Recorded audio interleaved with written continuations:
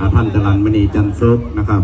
ภายในก็หลวงพ่อท่านครูบาเจ้าบุญปันท่านพระตู่วิเวธธรรมธดาเจ้าคณะอำเภอบ้านโฮงเจ้าอาวาสวัดตุ้งบ้านนะครับแล้วก็ท่านเจ้าคณะตำบลป่าโพนะครับท่านพระครูมานิตธนสุนทรนะครับเจ้าคณะตำบลป่าโพวัดตุ้งบ้านดังไปนอกนะครับก็หมายมีทางท่าน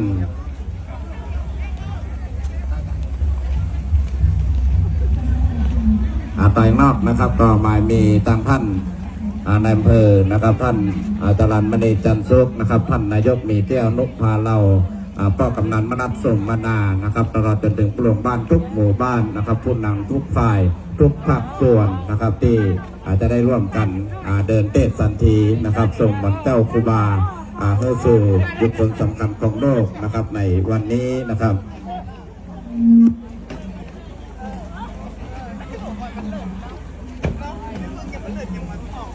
ก็ตอนนี้ขบวนเฮายาวอยู่เนาะนะครับขบวนเฮายาวอยู่นะครับดังนั้นก็ขอกราบสุมาภัยในการใช้รถใช้ถนนนะครับของพี่น้อง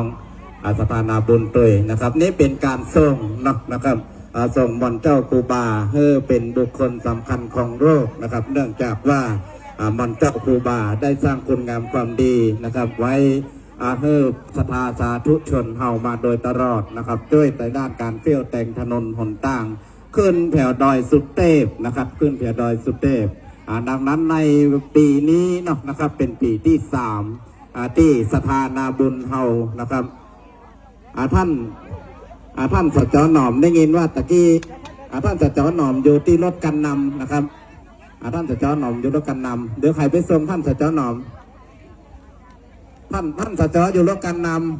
ำการนำหน้านะครับท่านอู้นำหน้าเนาะนะครับท่านอู้นำหน้า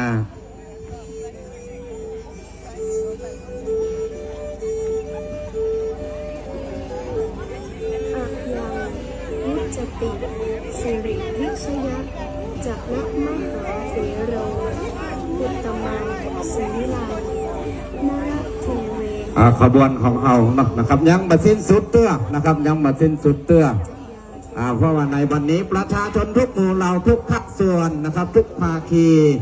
ต่างร่วมอกร่วมใจกันนะครับเที่ยวแต่งถนนหนทางส่งบรรเจ้าครูบาเฮอสู่บุคคลสำคัญของโลกนะปีที่3ชาตการบรรเจ้าครูบาอยู่ที่148ปีนะครับดังนั้นปีนี้ถือว่าเป็นปีที่3ที่พี่น้องสถานาบุญสภาชาทุกชนทุกภาคส่วนเฮานะครับได้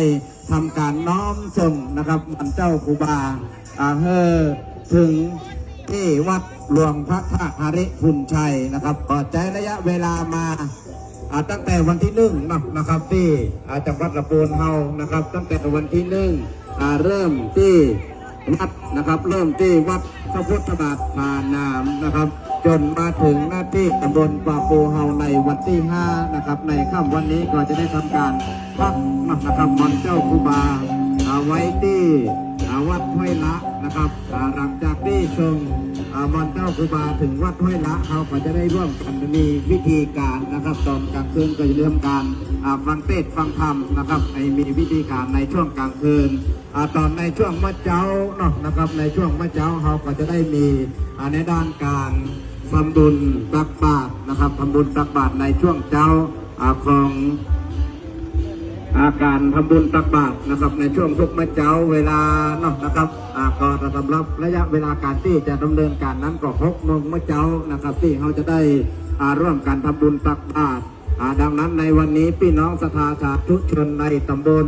ป่าปูนะครับรับที่ปรับต่างไม่อีไฮเป็นที่เรียบร้อยนะครับณโอกาสนี้ก็ขอกราบขอบพระคุณนะครับดังหน่วยงานจราจรนะครับหน่วยงานจราจรสพ.ลีนะครับที่ได้อำนวยความสะดวกนะครับ